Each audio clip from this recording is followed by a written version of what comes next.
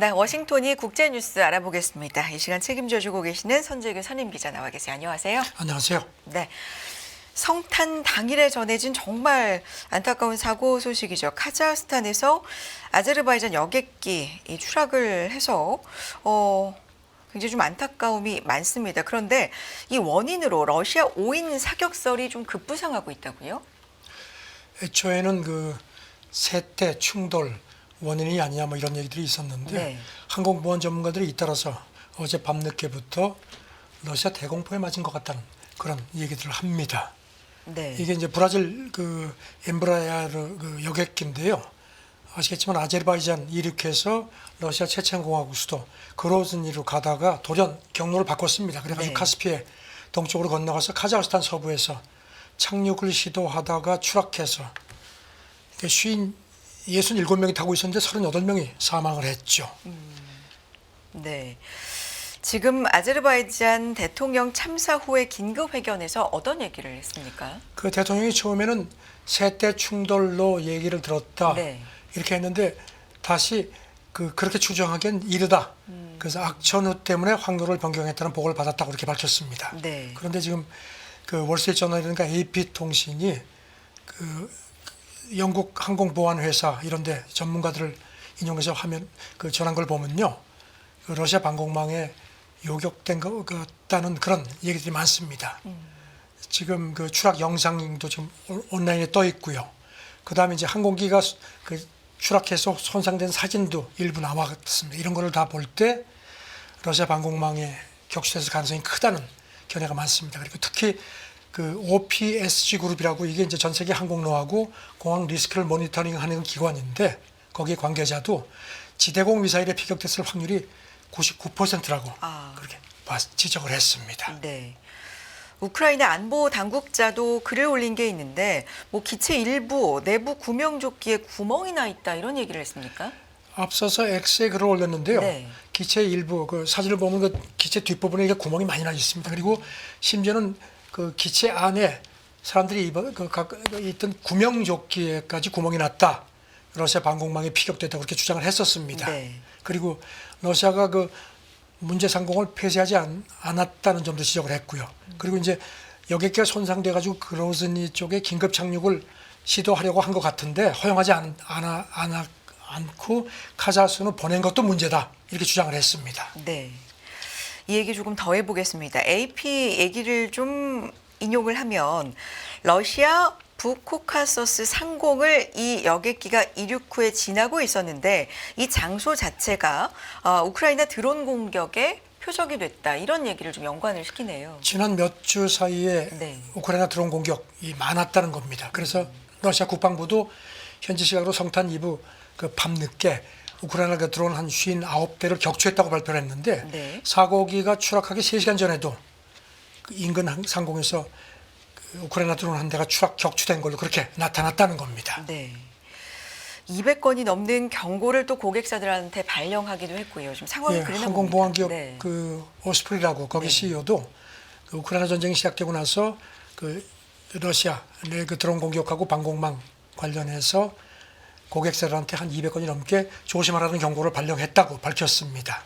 그러면서 이번 참사가 참 불행히도 우리가 하는 일이 얼마나 중요한지를 일깨워줬다 하면서 피할 수 있었던 참사라고 강조를 했습니다. 네.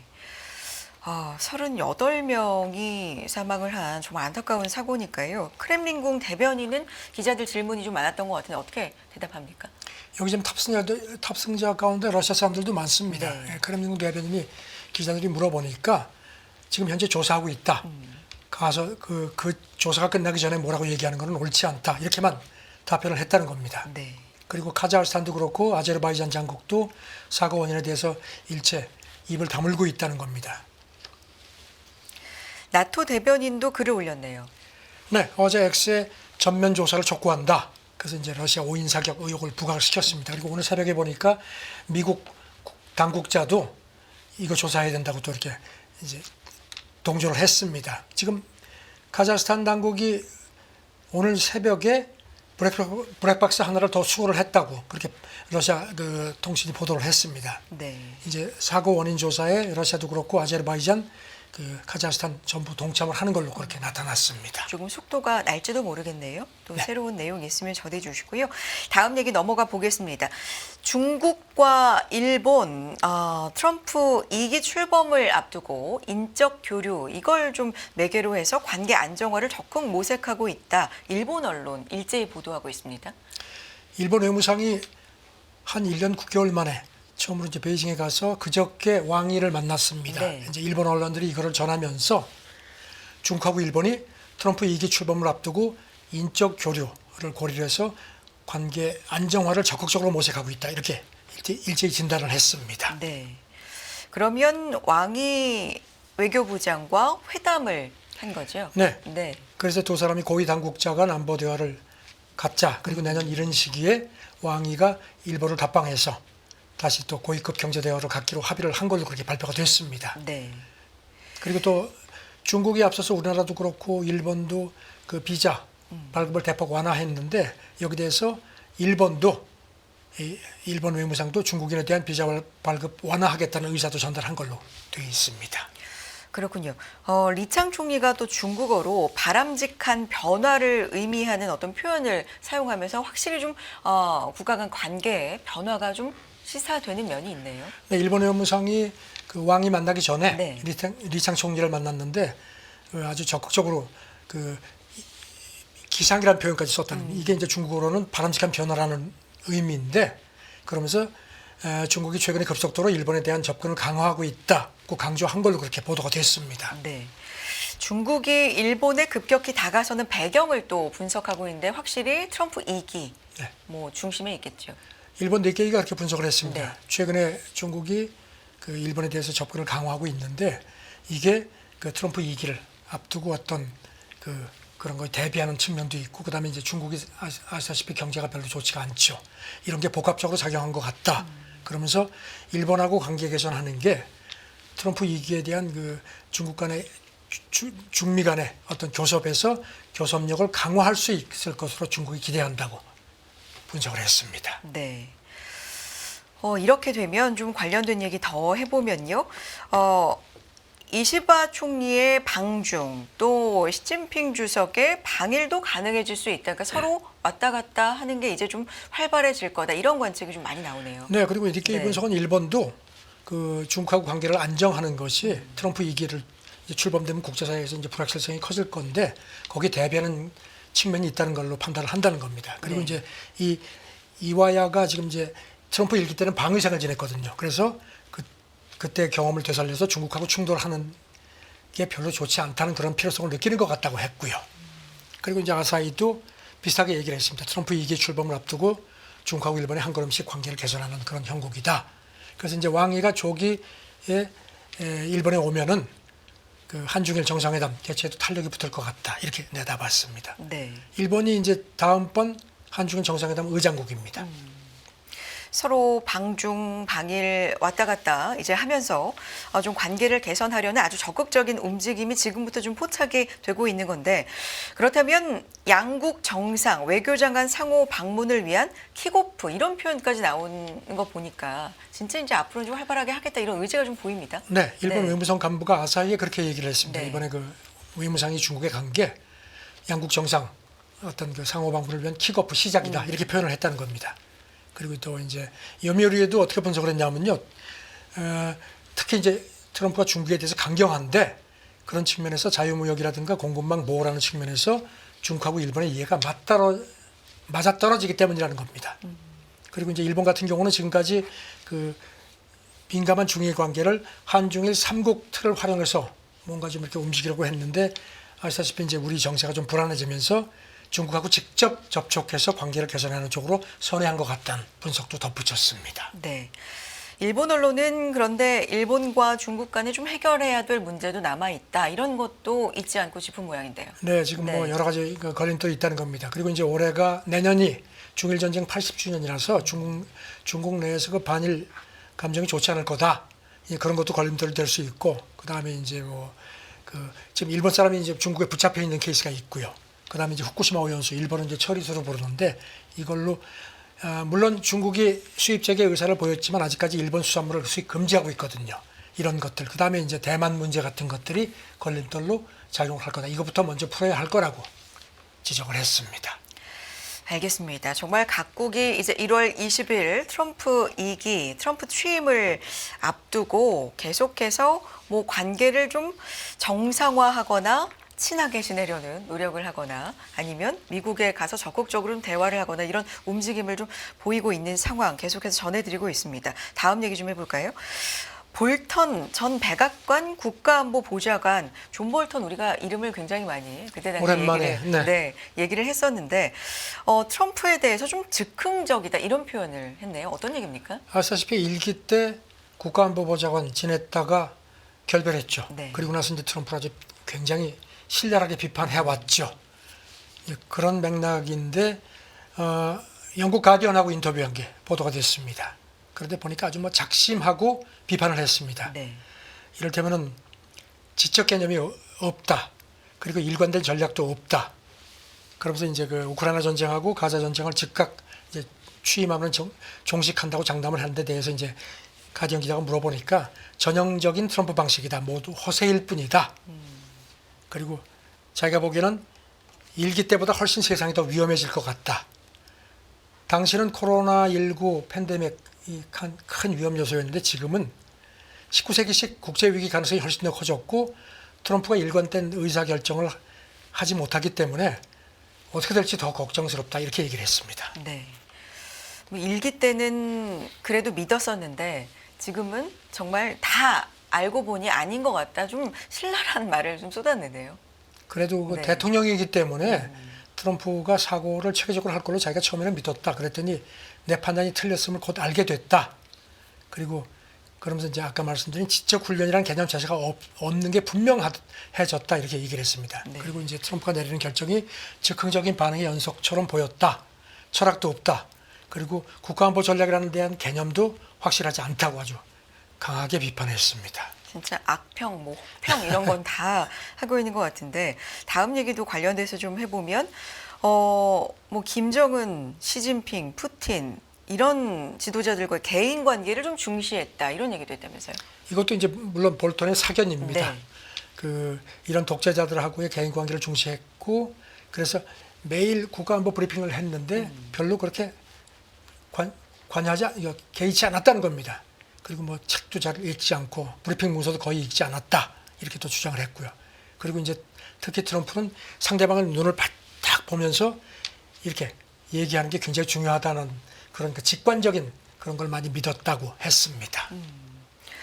그래서 우정을 쌓은 게 아니라 좀 뭐 다루는 방법 이런 것들을 그쪽이 아는 것 같다 이런 표현이 이제 푸틴을 향해서 한 거죠. 글쎄요. 네. 트럼프가 푸틴하고 우정을 쌓았다고 강조를 하는데 자기가 보기에는 푸틴이 트럼프를 어떻게 다루는지를 잘 아는 것 같다. 그러면서 문제는 트럼프가 본인이 이런 걸 전혀 인식하지 못하고 있는 거라고 또 비판을 했습니다. 네.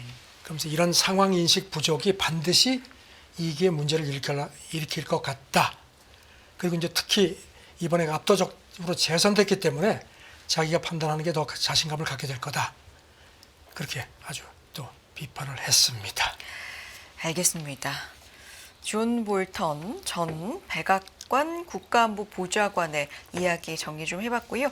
다음 얘기 넘어가 보겠습니다. 러시아 재무장관이 밝힌 내용인데 자국 기업들이 국제결제에서 비트코인을 실제로 사용한다. 뭐 비트코인을 포함해서 암호화폐를 실제로 사용한다. 이런 얘기를 했네요. 네, 그 러시아 TV하고 회견했는데요. 네. 실험적인 측면도 있다고 전제를 했습니다. 그러면서 새해에는 그 사용 범위를 더 확대할 거다. 그리고 이제 러시아가 이제 비트코인 채굴을 합법화시켰다. 그래서 채굴을 더 이제 강화하겠다는 그런 뜻도 밝혔습니다. 네. 러시아가 비트코인 주요 채굴국 중에 하나잖아요. 그게 알려져 있죠. 로이터가 네. 이걸 전하면서 그렇게 지적을 했습니다. 그리고 아시다시피 지금 우크라이나 전쟁이 있고 나서 이제 서방 제재 강화되면서 러시아 입장에서는 중국 튀르키예 같은 데하고 이제 더욱 교역 비중이 커졌는데 이런 그 중국 튀르키예도 지금 미국의 특히 그 세컨더리 보이콧 상당히 민감하기 때문에 그래서 러시아가 그 비트코인 같은 암호화폐를 통해서 이런 걸 좀 피해가 되는 그런 측면도 있는 것 같다고 로이터가 분석을 했습니다. 네. 지금 보면 달러의 좀 위상이랄까요? 여기에 계속해서 좀 대안을 제시하려는 국가들의 움직임이 그렇죠. 계속해서 좀 나오고 있잖아요. 푸틴도, 러시아도 그중에 네. 네. 푸틴도 이달 초에 그런 얘기를 했습니다.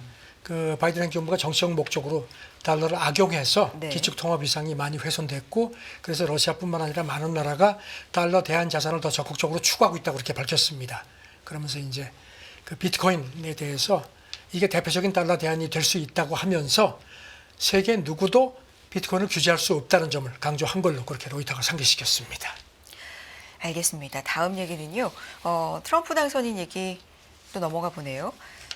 대선 기간에도 사실 굿즈 판매했다. 뭐 이런 거가 좀 논란이 되고 있다라는 거 기자님도 전해주셨었는데 이번에 성탄절 특수에도 뭐 이런 비슷한 걸 했습니까? 워싱턴 포스트가 또 물고 늘어졌습니다. 네. 그 대선 때 뭐 성경, 뭐 책, 시계 팔고 막 그랬는데 이번에는 성탄 특수 돈벌이에도 또 아주 드러내놓고 나섰다는 겁니다.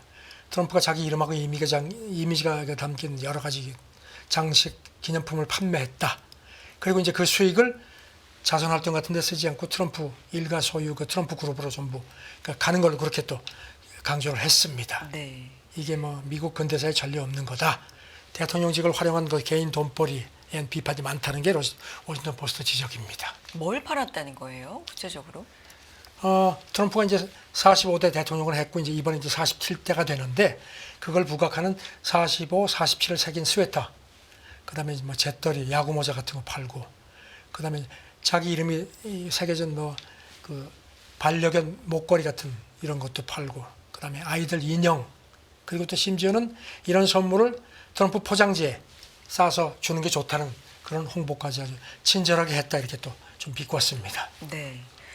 비판을 하는 입장에서는 이렇게 비즈니스에 사용해도 되는 건가, 비즈니스로 이용해도 되는 건가 이런 얘기 많이 나오겠습니다. 네, 워싱턴에 있는 그 NGO가 그 대선 때도 그렇게 장사를 하더니 도대체 언제까지 대통령직을 이렇게 자기 비즈니스에 이용할 것인지 좀 묻고 싶다 이렇게 비판을 했습니다. 그랬더니 트럼프 쪽에서 즉각 답변이 나왔습니다. 뭐가 문제냐? 정권 인수팀 대변인이 대선 출마를 위해서 몇십억 달러 부동산 제국에서 돈을 떼고 대통령 월급까지 포기하면서 재임 기간 순자산 가치가 감소한 첫 대통령이다 이렇게 반박을 했다는 겁니다. 네. 그래서 이걸 어떻게 봐야 할지 모르겠습니다. 관련돼서 조금 더 얘기해 주세요. 워싱턴 포스트가 25년 만에 부자 명단에서 빠졌다. 뭐 이런 얘기도 좀 상기시켰다고요? 2021년에 네. 포브스 집계 미국 400대 부자 명단에서 이제 25년 만에 처음으로 빠졌다는 점을 상기시켰습니다. 이제 트럼프가요. 그 네. 인수위에서 그런 발언이 나왔기 때문에 그러면서 이제 덧붙이기를 하지만 그때 코로나 때문에 부동산 가치가 급락한 탓이다. 이거는 그 트럼프만 자산이 줄어든 게 아니고 다른 부자들도 마찬가지다. 이런 식으로 지적을 했습니다. 그러면서 그 트루스 소셜 모기업 주가가 엄청나게 올랐죠. 그 바람에 올해는 이 명단에 다시 들어갔다. 이것도 살짝 비꼬았습니다. 이런 얘기 나올 때마다 이제 이해 충돌 뭐 이런 단어가 좀 나오잖아요. 네. 그러면서 뭐 좀 전통적으로 대통령 당선인들이 이해 충돌을 피하려고 상당히 노력을 했는데 트럼프는 오히려 거꾸로 간다는 지적을 했습니다.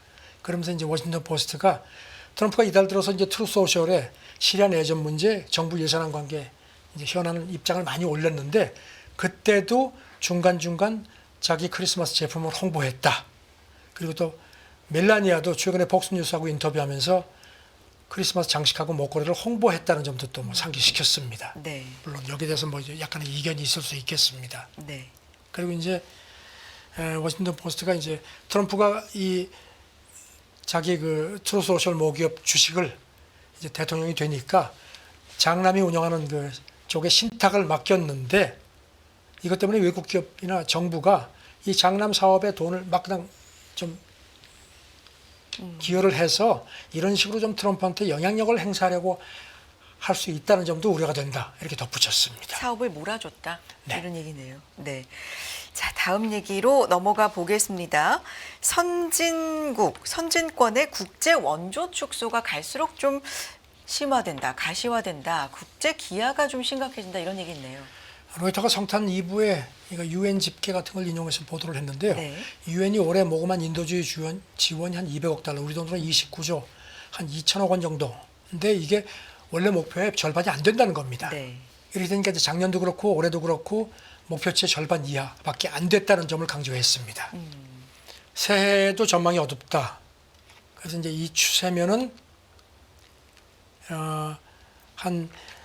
지금 한 3억 700만 명 정도의 구호가 시급한데 지금 뭐 유엔이 이거가 좀 턱도 없다는 겁니다. 그래서 새해 최소한 한 1억 1,700만 명 정도가 도저히 지원을 받을 수 없는 사각지대에 놓이게 될 거라는 점을 부각을 시켰습니다. 네. 알겠습니다. 그리고 또 뭐 이게 지금 뭐 가뜩이나 지금 뭐 이게 선진국들이 이제 재정을 이렇게 기여를 해왔는데 내 거가 속자죠. 그러니까 독일 같은 경우 이제 돈을 많이 인도주의 지원을 많이 하는 나라 중에 하나인데 지금 올해도 그렇고 내년도 그렇고 지금 이런 예산을 훨씬 더 줄일 수밖에 없는 입장인 점을 강조를 했습니다. 근데 특히 미국의 지갑을 더욱 닫을 것으로 관측이 된다. 이 얘기는 어떤 분석입니까? 지금 아시다시피 그 트럼프 2기 정책 제언집이 이제 프로젝트 2025, 그 헤리티지가 만든 건데 여기 보면은 그런 내용이 들어가 있습니다. 가뜩이나 지금 뭐 지원이 많지 않은데 트럼프 2기에는 이런 게 더 줄어들 것 같다. 그렇게 되면은 지금 뭐 더 심각하다는 겁니다. 그래서 유엔 그 식량 계획이 올해 지원 목표를 원래 시리아 같은 경우는 600만 명을 지원하려고 했는데 이걸 100만 명으로 대폭 이미 낮췄다는 겁니다. 그래서 그 세계 식량 계획 관계자가 지난 3월 시리아를 갔더니 현장에 있는 우리 직원들이 이렇게 표현을 하더라. 굶주린 당장 죽게 생긴 사람들을 먹이기 위해서 배고픈 사람들을 손에서 음식을 뺏어야 할 정도로 참상이 심각하다. 이렇게 호소를 하더라. 이렇게 표현을 했습니다. 알겠습니다. 자, 마지막 내용 가보도록 하죠. 전 세계 슈퍼 리치들의 성탄, 연말연시 휴가 패턴 분석한 게 있다고요? 어떤 내용입니까?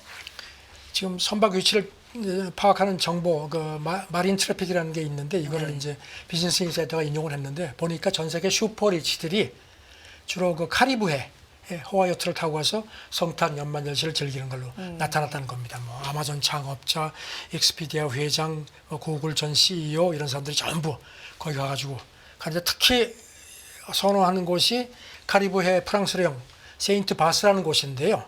여기는 하루 평균 숙박비가 $5,000, 우리 돈으로 730만 원이 넘네요. 그리고 이제 특히 여기를 선호한다는 겁니다. 그리고 또 이제 좀 젊은 그 셀럽들은 알프스를 많이 간다고 하네요. 그래요? 특히 보면 이제 역대 최연소 억만장자 이제 카일리 제너 27살이네요. 네. 리안나 같은 슈퍼스타들이 거기는 이제 알프스에 가서 즐긴다고 하는데 방금 말씀드린 이런 그 세계 기하 그러게요. 대별돼서 씁쓸합니다. 연속으로 전해주신 뉴스가 이렇게 대조적이네요. 네. 기아 선진국들이 지갑을 닫아서 기아로 굶주리는 나라가 좀 많아질 것 같다라는 전망과 또 세계 최고 부자들의 휴가를 보내는 방법에 대한 분석까지 여기까지 듣도록 하겠습니다. 국제뉴스 선재규 선임기자 함께했습니다. 고맙습니다. 네, 감사합니다. 할 것 없이 금리가 모두 올랐습니다. 금리?